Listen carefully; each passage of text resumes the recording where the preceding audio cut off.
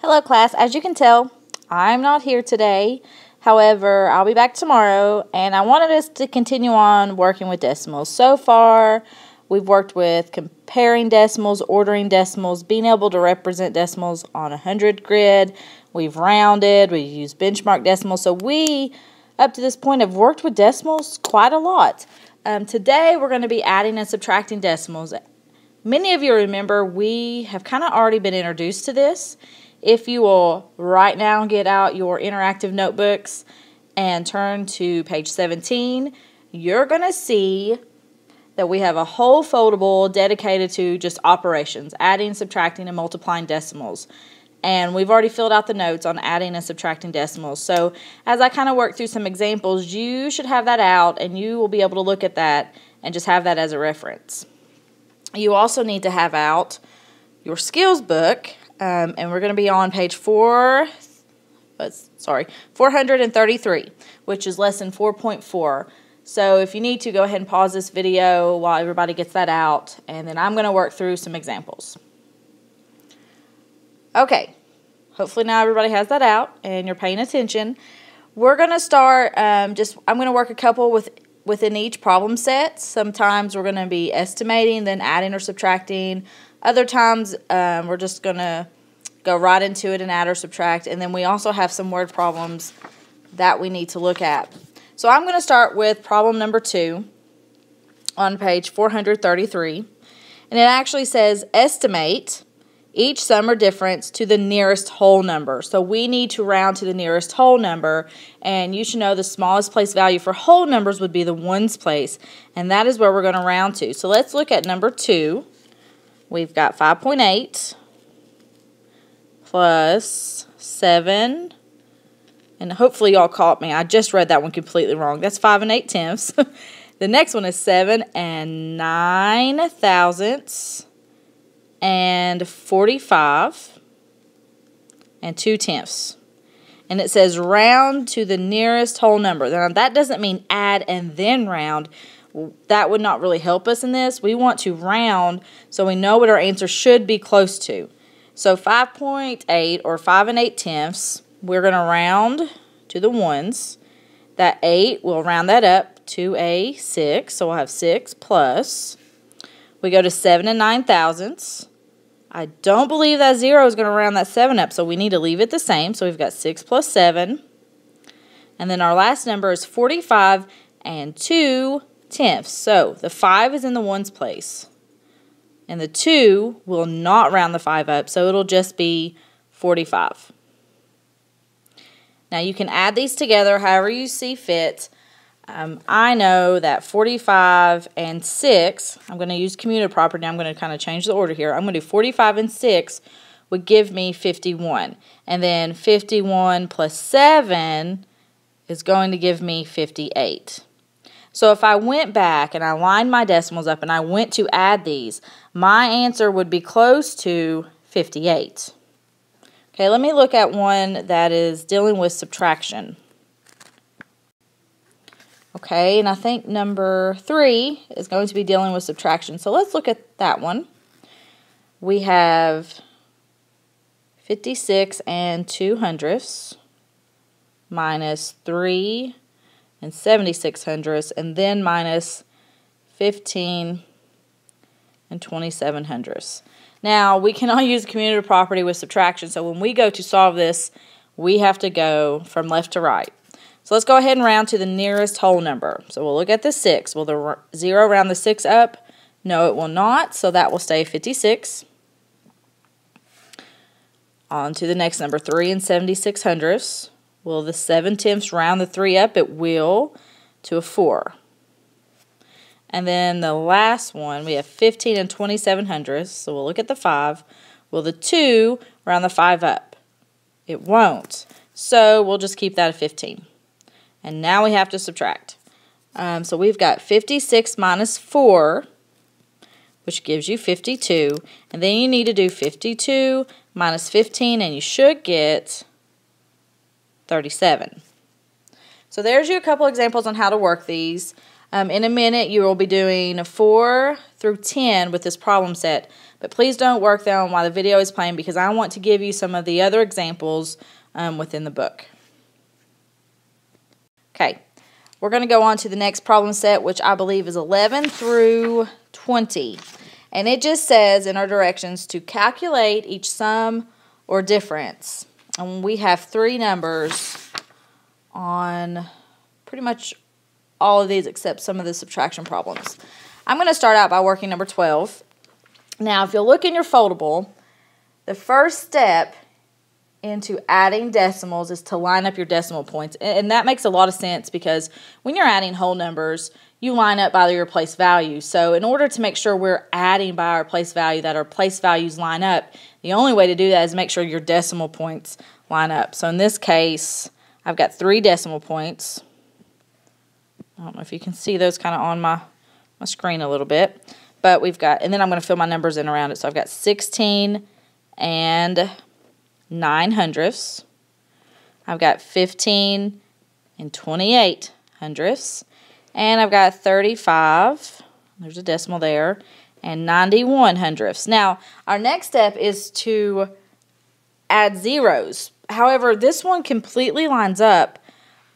So we can't really add zeros on this, but let's say one of these had another number and you needed to add zeros to it. All you would do is you would add zeros to the end because you need to remember that that does not change the value. I'll work one in just a minute that will show you that. So now we just add like we normally would. We need to do, it's commutative, so you can change the order. I'm going to do 9 and 1, that makes 10, and then 10 plus 8 would give me 18. Carry your 1. Then I'm going to do 1 and 9, that's 10, plus 2 is 12. Carry your 1. 5 and 5 make 10, plus 6 makes 16, plus 1 makes 17. Carry your 1. And then 1, 2, 3. 3 plus 3 is 6. Now, I'm not finished. I cannot turn around and say, oh, my answer is 6,728. That's not correct because we still need to place our decimal point in our answer. So our answer is actually 67 and 28 hundredths. And if you're not sure about that, estimate first. 16 and 9 hundredths is close to 16. So you could say, okay, 16. Then 15 and 28 hundredths is close to 15. And then 35 and 91 hundredths is close to 36. And you could actually add these and say, okay, 6 and 6 makes 12 plus 5 is 7, or 17. Then you could say 1, 2, 3 plus 3 is 67. So our answer should be close to 67. And we are indeed very close to that number. So that works. Let's work one where we need to fill in with some zeros. Let's go to 13. Yep, should be in your interactive notebook. And we should have to, let's see, we need to line up our decimals. We've got 3 numbers again. There's a decimal, and there's a decimal. First number is 12 and 678 thousandths. The next one is 3 and 7 tenths. And the last number is 2 and 89 hundredths. Now, I'm, just for the sake of it, I'm going to add my zeros now to fill in my place values. I'm going to use a different color just so you can see it. We need a 0. We have 3 and 7 tenths. We need to add 2 zeros there. And you need to look, did I change the value? Is there a difference between 3 and 7 tenths and 3 and 700 thousandths? There's not. I can add as many zeros as I need to the end. And some of you will also notice, hey, I could add a 0 to the front too, just to make sure everything is lined up.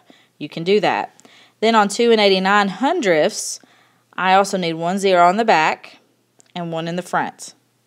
Now, when I did that, no value changed. Okay, we just made sure our place values lined up. So now we just add. 8, 0, and 0 is 8. 7 and 9 make 16. Then you could do 6 and 1 is 7. 7 and 7 make 14. 14 and 8 make 22. Carry your 2. Then we could do 2 and 2 make 4. 4 and 3 make 7. 7 and 2 make 9.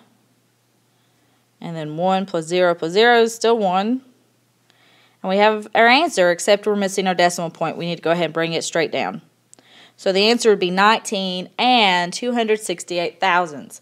Again, if you're like, I'm not sure, you forgot to place your decimal in your answer, estimate the total first. 12 and 678 thousandths is close to 13. 3 and 7 tenths, sorry guys, is close to 4. And 2 and 89 hundredths is close to 3. And then you could add this and say, okay, 3 and 3 make 6. Plus 4 would be 10. So the answer is close to 20. Yeah, we're a little off, but with estimating, you're not going to be exact. So this is still a close enough estimate. But if for some reason you forgot your decimal point and you're like, my answer is 19,268, then you could easily say, no, wait a second, it's not, because when I estimated it was 20, I forgot to add my decimal point. So make sure you go back and do that. Let me do one subtraction problem so you can see it. I think I'm going to work, let's see, one that we need to add a 0 to. Number 18. Let's do number 18. Do 25. I'm sorry, hold on just a second. We need to go ahead and add our decimal points. Let me erase that. Here we go. Okay. So we've got two numbers this time. We're subtracting. And we've got 25 and 8 tenths minus 14 and 83 thousandths. And we're subtracting. We need to add in our zeros. We need 2 to the end of this one. And now we can subtract. You cannot do 0 minus 3, so you're going to have to borrow. But if you look to the left, we also have a 0. So we're actually going to have to borrow from this 8. It's going to become a 7. The first 0 would become a 10, but we're going to also borrow from it. So it's going to become a 9, and this one's going to become a 10. So we've got 10 minus 3 is 7. 9 minus 8 is 1. 7 minus 0 is 7. 5 minus 4 is 1. And 2 minus 1 is 1. So we've got, and then we add our decimal point. We've got 11 and 717 thousandths. So really subtraction is no different, except this time you may have to borrow from a number when you add zeros. And that's fine. You're going to end up working whichever problems we did not complete, 12 through 20. Now just careful on number 19 and number 20, because they want you to subtract or add first and then do the opposite operation. There's no parentheses involved, so you must work from left to right on those problems. Okay, let me do... Okay, I'm going to have to kind of overwrite this video because when I tried to upload it, it was way too long. I guess I do talk too much. But at this point, I know I've not completed a word problem, but you need to try the rest of the section. Any question that I did not do as an example that you don't have copied down, you need to complete. And I will be checking them tomorrow when I get back to make sure they're completed. So please, at this time, work all of section 4.4. You have plenty of time to do it where you won't have homework. Good luck.